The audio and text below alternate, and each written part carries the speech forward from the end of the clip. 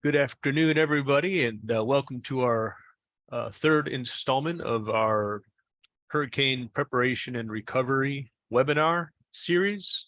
Today's webinar is going to focus on disaster recovery assistance programs, specifically those provided by the USDA, U.S. Department of Agriculture Farm Service Agency. And I'm joined today by Ms. Savanna Turner. She's a state outreach and communications coordinator with the USDA Farm Service. She also serves as a beginning farmer and rancher coordinator with that agency. We also have Rochelle Urquhart with the USDA Natural Resources Conservation Service, and she'll be available to answer specific questions about programs associated with her agency. But this program is mainly going to focus on those programs that are administered by the USDA Farm Service Agency that have to do with hurricane recovery assistance, disaster recovery assistance, and a few other programs. Before we get started, I'm going to go through some housekeeping items. Please use the Q&A function that's there on your webinar interface. We'll take questions that way. We're going to reserve the chat for other types of information. Savanna has put some links into the chat. You can see if those are there. If you can kind of maybe reply in the chat if you see those links. If not, then we'll repost them and make them available. Also, this webinar is approved for one SAF continuing forestry education credit. If you do need education credits, when you registered, you were asked to provide your SAF number or your certified forester number or your state registration number. If you didn't do that, that's fine. Just email me your name and your SAF number, and we'll get you the credits for participating. The webinar registration log is what we use to verify your attendance, to verify those credits. After the webinar, right after the webinar, there will be an evaluation, a webinar evaluation survey that will launch automatically. If you can fill that out for us, there'll also be a link in a follow-up email that is sent tomorrow to you.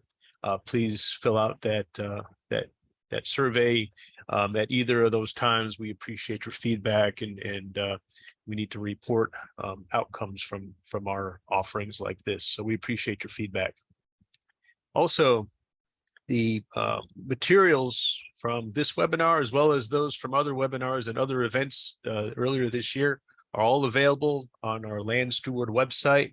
If you go to the 2023 events on that page, and then hurricane recovery webinars, and I'm going to show you exactly how to navigate to that when you get to our homepage.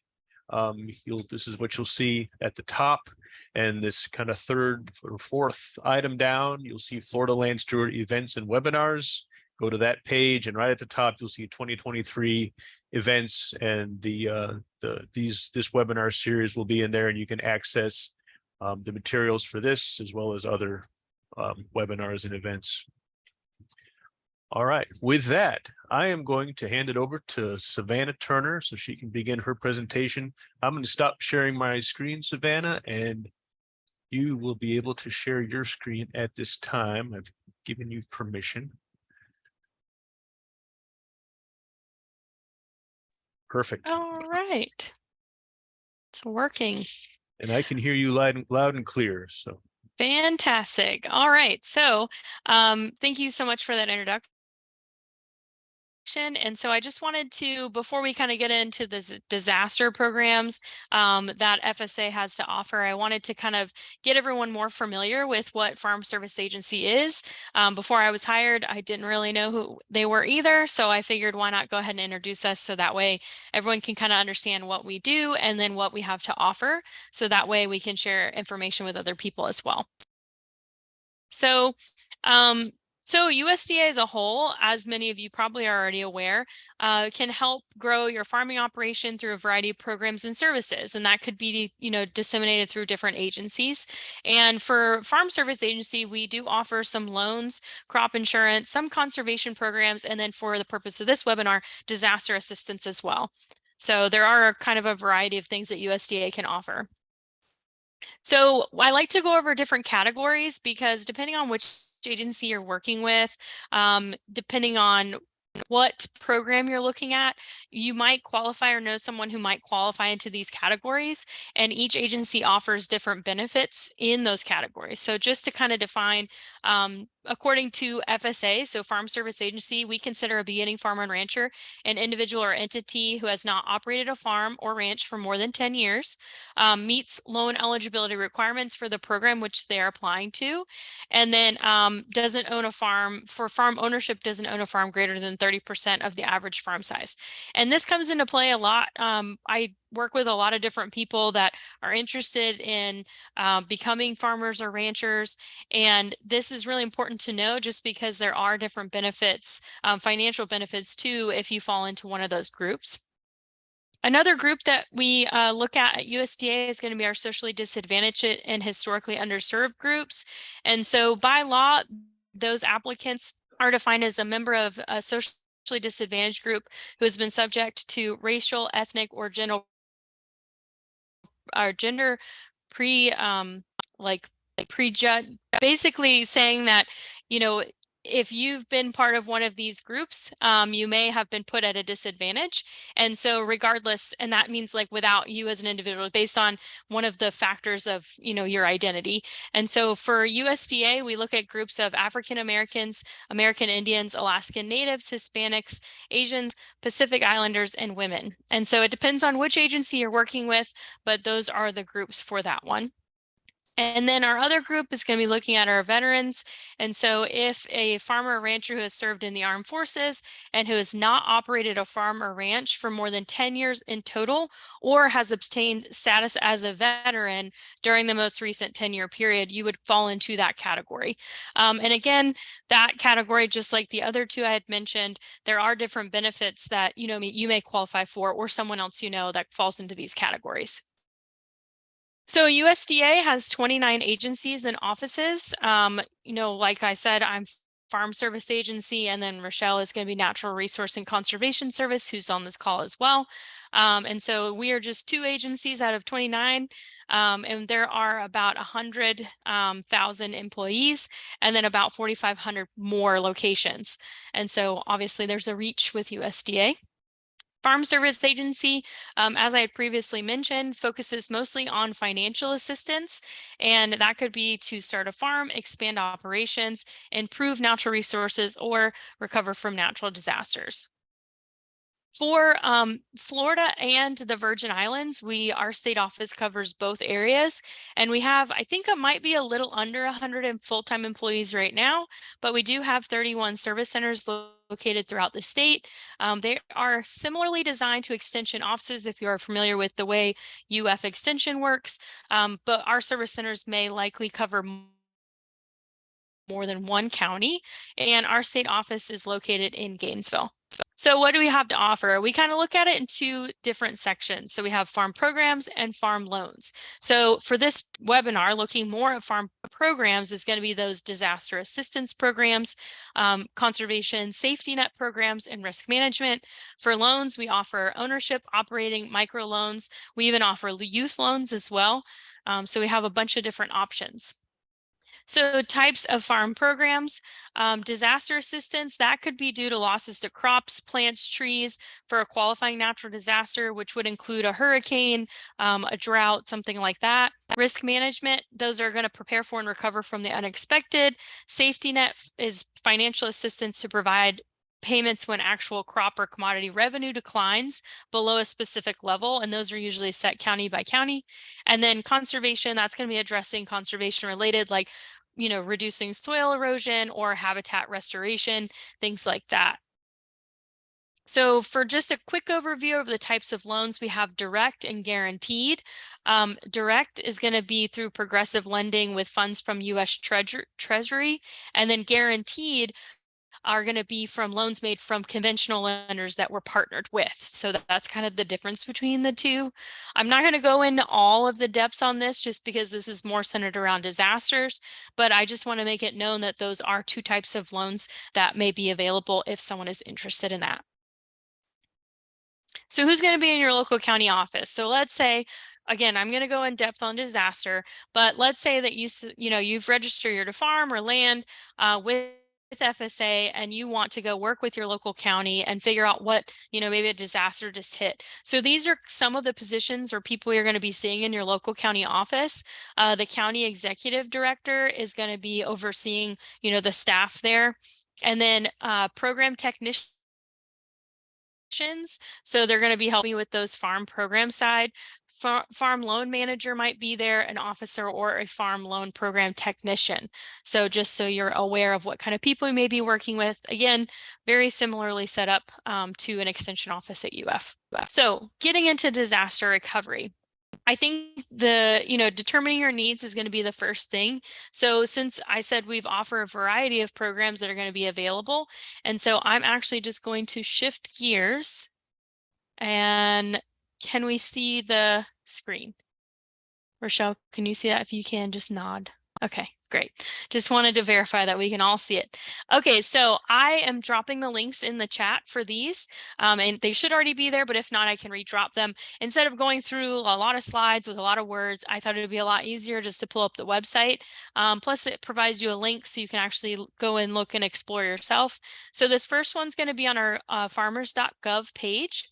And this is under protection and recovery. So I'm just focusing on hurricanes just because it's not, a matter of if, it's a matter of when. And so just kind of going over this one, especially with last year, feeling like this might be our biggest thing to recover from.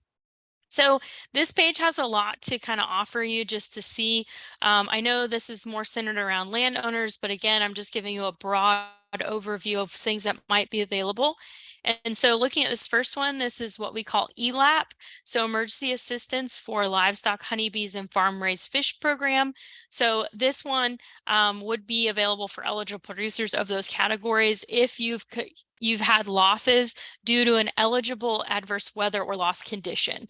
And so that could be a lot of different things. Like I said, could be a hurricane, flooding, drought, something like that. So kind of depends on, your area, what happened in your area, stuff, but this is going to help with those losses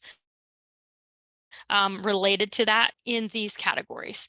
And then looking at this one's going to be, again, another livestock one. This one's for livestock deaths in excess of normal mortality. So that could be caused by, flooding, like when we had Ian come through. LIP is going to be focused kind of around like if, some cattle might have drowned in that or floated away because it flooded, or animal attacks even. It depends. So this next one's what we call non-insured crop disaster assistance program. And this one's going to be available for non-insurable crops against natural disasters that related in lower yields or losses. And so this is actually like coverage. So it's kind of similar. How do I explain it? Kind of similar to like insurance where you kind of pay a premium in a way. And so this is kind of protecting you to make sure like you're covered. And that's going to be some non-insurable crops. So looking at different things for that. Tree assistance program. This one's going to be providing cost share assistance to replant or rehabilitate trees, bushes, or vines lost during a natural disaster. So for this group, that may have some relevance. And so that one is, these are providing assistance for those categories that are not covered in the non-insured crop disaster. And if you're not sure if something you have or you're looking into qualifies for any of this, again, I'll drop a link that tells you how to contact your local service center, and they should be able to assist you with any particular questions on those things.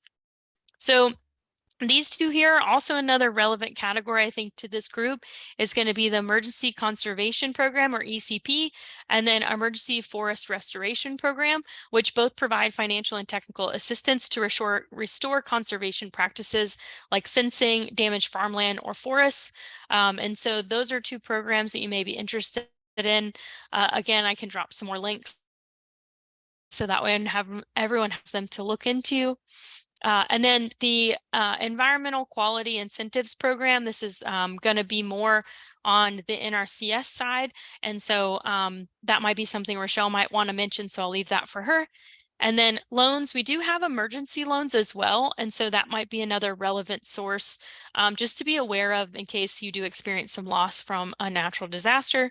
Emergency watershed program is another one that's going to be with NRCS. So I'll leave that one for Rochelle for later. And then this one's another loan opportunity here. It's going to be the Farm Storage Facility Loan Program. And that's not quite disaster related, but just so you're aware that's available. And then the Emergency Relief Program, ERP, that's also going to be available for anyone who suffered a loss in revenue from eligible natural disasters just for 2020 and 2021. So that's for that one as well. And then I think, so PARP is another one. That one's going to be more pandemic related, so not quite disaster related. And that's if you experienced any decrease in revenue in 2020. So now that I've kind of briefly, at least did a broad stroke of all the programs, because I realize it's a lot. That's why I didn't want to go through a plethora of slides with a lot of words on it. So just to kind of look more into preparing, this one here is just talking about that non-insured crop disaster assistance coverage that I spoke about. So that's all this is right here. And so I just want to go down here to talk about preparing your operation. So some precautions just to prepare and protect your family. Most of these may be pretty obvious if you've lived in Florida a long time or worked in Florida.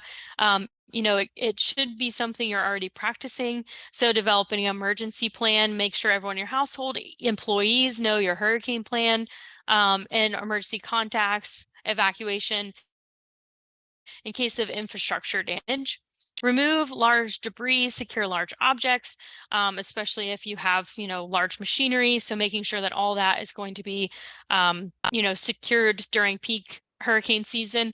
That again should be, luckily hurricanes, we know they're coming. So at least we have some time to prepare. Tornadoes, not so much. But another thing to consider is securing important records and documents, especially for pre-hurricane, because having all that prepared just in case you do need to evacuate your space, but also pre and post documentation is extremely important for insurance and recovery efforts. And so being able to have pre-pictures, post-pictures, any documentation of anything that's relevant to that in case you do incur some damages, because a lot of the documentation is going to be needed for these programs. So this section here goes a little bit more into that. So documenting inventory of all your buildings, vehicles, equipment, livestock, everything before a disaster occurs, videos, pictures, written lists with descriptions, copies of inventory in multiple places. Obviously, like you don't just want it on one computer. So like maybe a cloud or, storing paperwork off site, something like that might be a good, backup plan. Know your insurance options. So regularly review your insurance policies with your agent to make sure you have adequate coverage. I think anyone who owns a home in Florida right now knows that we've had some insurance things going on. So I think we're all super aware of insurance policies. So make sure you know, especially for your business or your land and what you have going on. Maybe you're, I don't know, maybe you're harvesting timber or something like that. So just make sure that you double check with that. Gather any supplies. That one's pretty obvious. And then, of course, FEMA has an app for us to use. Now, this one is another important component, is reporting losses and submitting applications. It ties back to when I was talking about the pre and post storm, right? Taking pictures, having documents, having everything you need. Because there are some timelines to file notice of loss and submit your applications, and they vary program and coverage. So it depends on which one you're looking at. So if Tree Assistance Program or a TAP program is relevant to you, then filing a program application with your local service center, you need to do that within 90 days. Okay.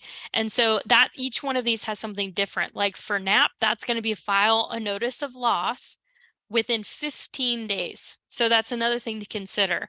And if you're confused, you're not sure which program, you might want to apply to, like I said, just work with your local service center and they'll be able to help you with that.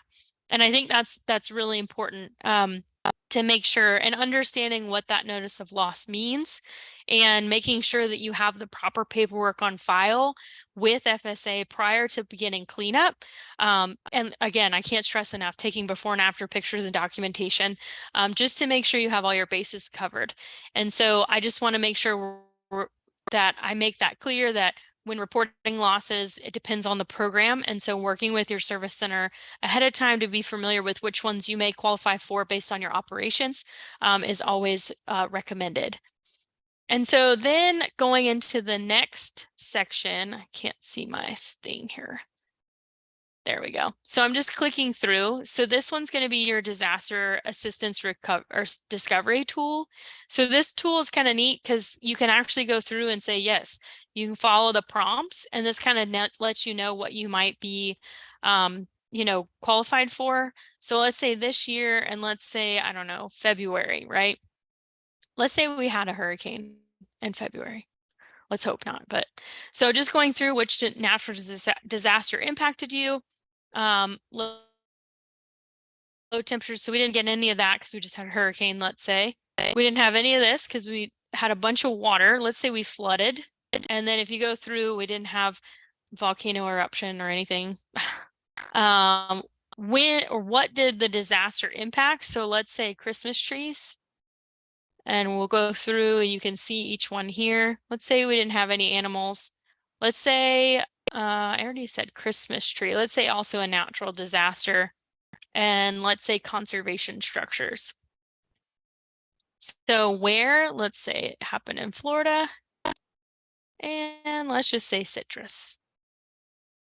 So now it says, based on this, this is what you could apply for. So because I said I was affected by a hurricane and flooding to my Christmas trees, I had natural resources and conservation structures in Citrus County. So it's saying that I might qualify for NAP. So I might qualify for that non-insured crop disaster assistance program, but this is something you have to have coverage for ahead of time. So just keep that in mind for that one. Again, tree assistance program, the EQIP. So looking at that one, that's from NRCS. And then emergency watershed protection program, also NRCS. So it's kind of neat, this thing, this tool you can utilize to be able to see maybe what, like you could type in what your operation is and see what relevancy, programs might be good for you to consider. And then at that point, you can kind of talk to your local service center and they can talk to you more about those options. So this one, Chris has already given to y'all in there, and it's kind of hard to tell because it is meant to be a brochure, but I'll just quickly go over it. And so for this one, this actually talks about each agency within USDA, talks about which program it is and kind of gives you a quick synopsis, and then which qualifying event or which event qualifies for it. And so I like these because it's kind of a lot easier than reading through a bunch of stuff. Especially if you're just like, I just want an answer. So it kind of helps a little bit with trying to understand, and you can see what yes, no, and then yes or no with caveats. And so let's see if we can go down. So emergency conservation program, it says right here, provides funding, technical assistance to restore farmland damaged by natural disasters and for emergency water conservation measures in severe drought. And it says FSA offers it, and then it shows you which event. So let's see which one doesn't qualify.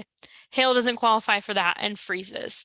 So this is kind of how you use this tool. Like I said, I know it's kind of like because it's meant to be a brochure, it's kind of funky in a PDF, but I still think it's a great resource. It talks about, what you may qualify for disaster assistance. And then just so everyone's aware, I did briefly mention loans. We have this great new loan assistance tool, very similar to the disaster one I mentioned. And this will actually show you if you're eligible for loans and which one might be most relevant to your operation. And so if you click this, we won't go through it today, but if you click through here, it kind of helps you understand more about that loan process and then what might be relevant. And then before I get into this one, I'm going to switch back to my PowerPoint slide here. So let's say you've looked through all this disaster information and you're like, yeah, I think I could qualify for this program. This one makes the most sense for what I'm doing. The next thing would be to go ahead and call the service center and make an appointment. So some things you might want to consider are some documents you want to bring, proof of identity, proof of ownership, leases. If you're part of an entity, you want identification status for that, email address. I also provided Chris with another document that gives a more expanded list on some of documentation you may want to bring with you. So I implore you to look over that list. And then what happens? So when you call and make an appointment, you'll have a staff member will sit down with you one-on-one, review your documents, register your farm. Registering your farm is really important to do that with FSA because that opens up an opportunity with all the other agencies. And so it's kind of like saying, you know, here's my operation, here's my land, here's what I have on it. Here's the acreage, here's what I grow, or here's, you know, the conservation area I have. And so when you sit down and talk to someone about registering your farm, they give you a farm number. And basically that's an identification code, not a regulatory code, just an identification marker. So that way, if you go over to Natural Resource and Conservation Service, then you say, oh yeah, I've registered my farm. They can now pull up all the information like about your farm to be able to say, oh, I see you have such and such on this part of your property. Is this where you're looking for da-da-da? And so it's helpful to have your farm registered. This is also really important in case a disaster does occur. If you're already registered with us, you kind of have already went through a large portion of the paperwork process, and that can potentially expedite your payment for relief if you do need to qualify for those disaster assistance programs. And so sitting down with staff, register your farm, going over some programs you might have been interested in or would like to apply for is always a good thing.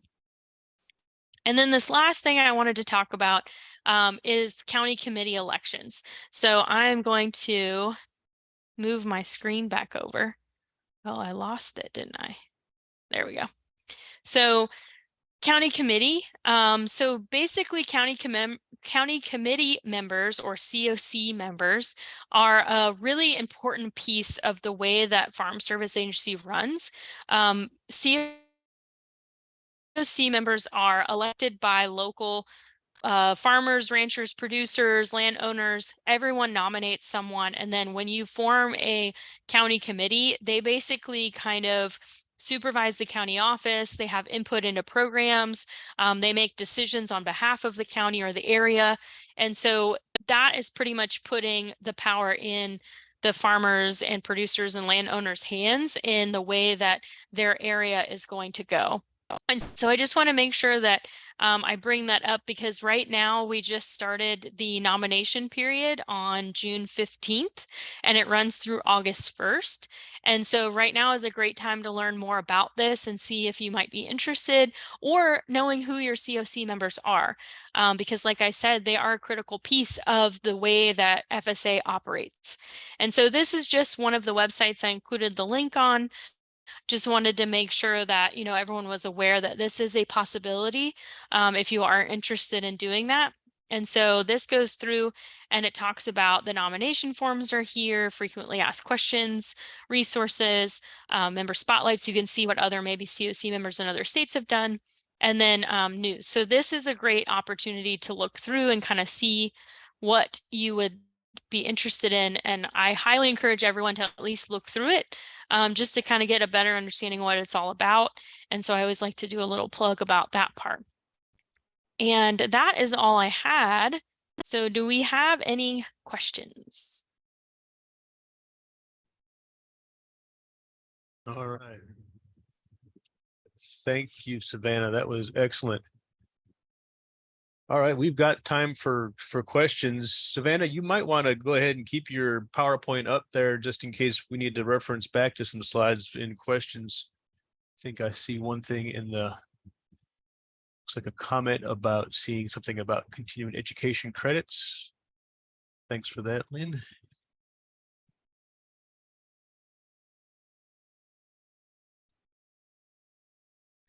Any other questions? We'll leave it open for questions for a little while here. While we're waiting for those to come in, I just want to highlight a couple of things that Savanna said. They kind of reference back to what we've been covering, and some of our past webinars. And again, I encourage you, if you haven't seen our other webinars in this series, those are all recorded. And if you follow that navigation to our website, you can get all of those recordings of those past webinars that we just did. But some things that she discussed today that kind of references back to what we've been talking about is the importance of documentation, taking pictures of your stands or fields before and after the storm. That can really give people a good idea. And when you're taking those pictures, it's a good idea to do so from a set reference point. So from a corner of a road, if there's a structure or a fence or something that stays there all the time, that can be seen in those photos. So it's a set reference point, and people can see what the damage is. So that can be documented and recorded. That's really helpful as well. Another thing that she mentioned that's really important, and this has been my take home message in our events and a lot of our webinars, is to get your farm records filled out ahead of time. It's a good time. If you don't have those farm records in now, it's really a good time now to go into your farm service agency, talk to your agent, get those forms filled out. In our materials there is a pretty detailed list of the forms that need to be filled out, and also what you need to have with you when you're filling out those forms, when you go in to fill out those forms. So go ahead and take advantage of that opportunity. One thing that we've learned from past storms, Hurricane Michael in 2018, is that 2018? Yeah. And then Hurricane Ian, a lot of our bigger storms that have hit is the traffic that goes through these agencies after a storm hits is tremendous. And so having that farm record paperwork filled out ahead of time, being registered, and having that farm number, you're already way ahead in the line to get assistance. And that helps the agency too. That's less time that the staff have to spend getting all that paperwork done. They can better spend that time actually getting you lined up for the assistance versus filling out the paperwork. So it helps everybody to have all that filled out. All right, I'm going to check the Q&A again. Looks like we don't have any further questions at this time. Hey, Chris. Yes, ma'am. Yes. It's Rochelle. Hey, Rochelle. Diana is on also as well, but it's under my name. So just so you're aware, she did put it on the chat. She's our acting assistant state conservationist for programs. And also I see Cynthia Hortoladen. She's our public affairs specialist for NRCS that just also called in. Yes, great. Thank you so much, Rochelle, and thank you, Cynthia and Diana, for joining us today. Appreciate you being here. And with that said, I do want to encourage people, if you have questions about NRCS programs, I think we have more NRCS staff than we have FSA staff now. So you can keep those questions coming in about those programs. They also have programs related to disaster recovery as well. All right, not seeing anything. All right, I'm going to go ahead and go to my concluding slides and remind folks about the evaluation. Please do ask questions. I'm going to keep that will be open, and we'll certainly answer those questions as they come in. But as we're wrapping up the webinar here, I just want to remind everybody that there is a survey or evaluation that will pop up in your browser for participants. Please fill that out. It's short answer questions, basically multiple choice questions that'll pop up, and maybe short answer, just to give us an idea of what you got out of this webinar, what type of operation you might be dealing with, and things of that nature. Also an opportunity to get connected with our email updates if you're not connected with that service. So that survey can help you get connected to those opportunities as well. Also, to navigate to the to the materials. This is our homepage. If you put into Google search Florida Land Steward program or Florida Land Steward, this is one of the two sites that will pop up. The other site that might pop up is our partner website. You can get to this from that as well. And on the homepage, on this homepage, you will see this link down here. This fourth item, Florida Land Steward events and webinars here. Once you're there, look at 2023 and you'll see the webinars right at the top there. You can access the materials that Savanna referenced, those notes about how to connect with FSA service, that disaster recovery handbook that she showed, that's all in there available for you. So take advantage of those resources. Hey, Chris. Yes, ma'am. There is a question from Lynn. Oh, good. I don't know if you could see it. It's on the chat. Yes. And perhaps Diana can answer. Yeah. Okay. Yeah. Diana, do you see those questions? Would you like to answer? Hello, I do not see the question. Okay, I will. I'll read the question. Okay, yeah, I got it now. Sorry. Okay, no problem. Chat. So I have a question about NRCS program that I help with wash out roads from here. So Lynn, do you have a question about NRCS program? So I see the one from Lynn that says someone suggested equip. Is that a good way to go for wash out roads? So equip, the main thing for equip, more likely we have it's based on resource concerns. So everything depends in what do you mean by wash out roads, like roads that are completely washed out from an area, or you're specific more for any kind of obstructions, or I just want to be sure before providing you a final answer on that. Okay, so yeah, that may be a practice that we can provide FAA assistance for culverts. That is more an engineer practice, but definitely, yes, if the resource concern is there and just like this, like culvert, and there is a need to replace those culverts, yes, we do have a component here with NRCS to help you out with that. And then the procedure for NRCS is a little bit different probably from FSA. In this case, with NRCS equip, you will need to apply for the program. And it's a procedure that we will have a threshold. And then if you qualify for the threshold, your application will be right away funded. And then we will process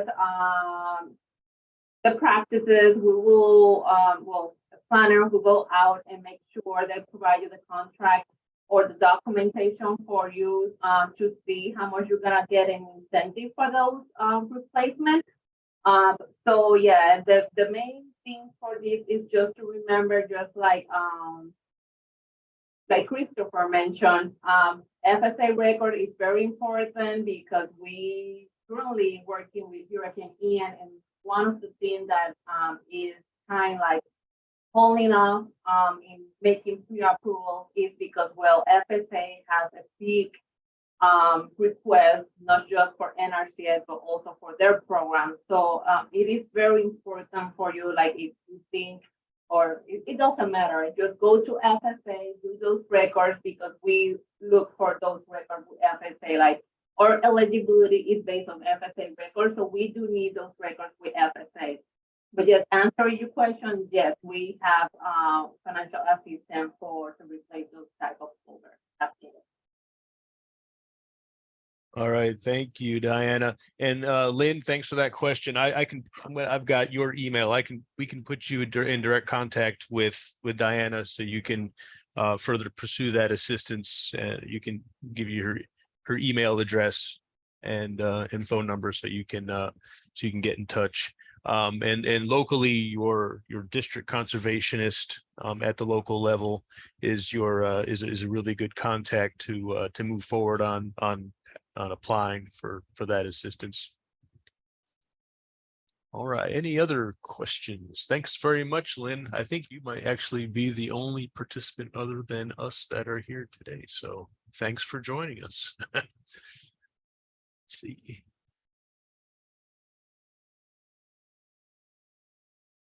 Hey, Chris, it's Yeah. Rochelle again.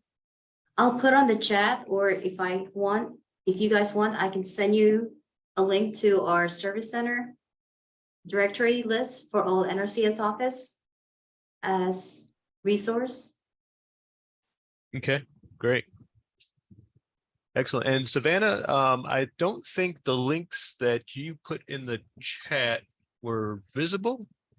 And so if you might be able to put those into the chat again, that would be good. That way Lynn will have those. I think Or I Lynn, can did you- only send it.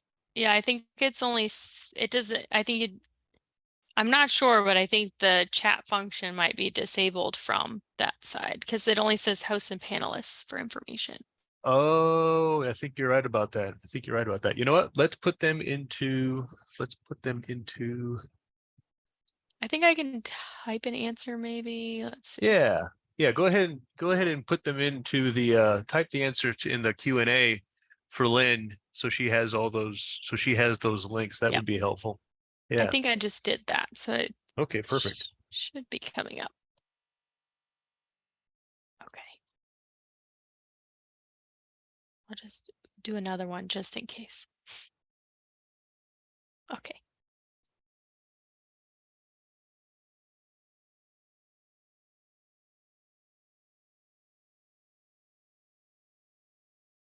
I'll send mine too on the Q&A just in case. Okay. I didn't Good. post Thank it you. on the chat. I think that is the case. I believe the chat is just for hosts and panelists. So yeah, let's put those links in the Q&A for her. And she Chris? said, Hey, yes. it's Cynthia. Hey, Cynthia. Turn my camera on. I have an old background from another webinar, so I'm trying to hide the text. Oh, yeah. I just wanted to share that in answering Lynn's question regarding NRCS programs, Diana was very thorough, and I just threw in a couple of links on our emergency watershed protection program, which is more community-wide issue related, and they would need a sponsor for that in the community. And then we have a link to the Hurricane Ian assistance updates.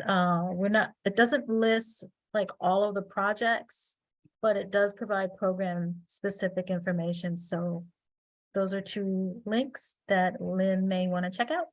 That's all. Okay, Thanks. great. Thank you, Cynthia. Appreciate you.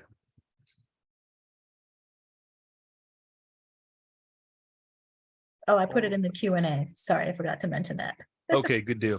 I answered her question direct, but everyone should be able to see it.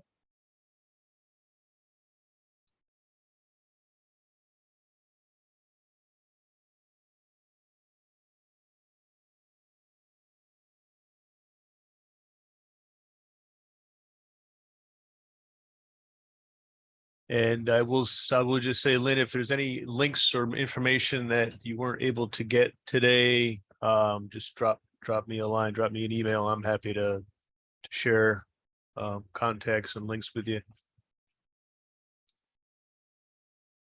Okay.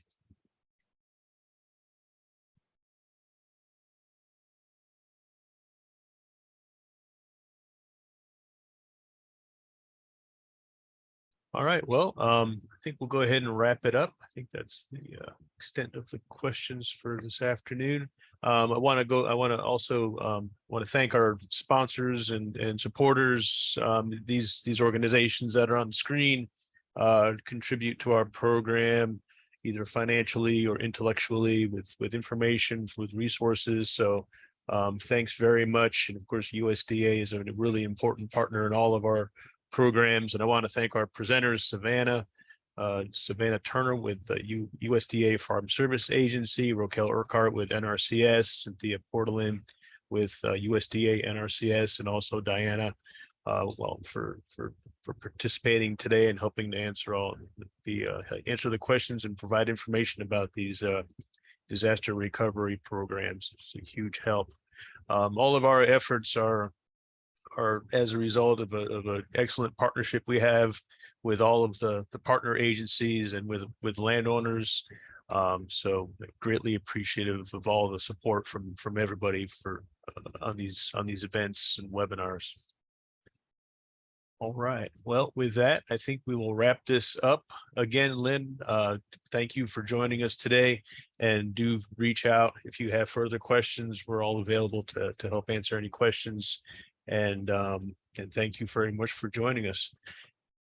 And with that, I will go ahead and say farewell to you all as well. Thank you so much for your presentations today. Like, as I said, this webinar will be recorded, and we're going to share the link to the recording in tomorrow's email update. So thanks a lot and have a great day. Thank you. Thank you. Thanks, Thank you, everyone. thank you, Chris and Savannah and Rochelle and Diana. All Have a right. good day. You too. Bye-bye.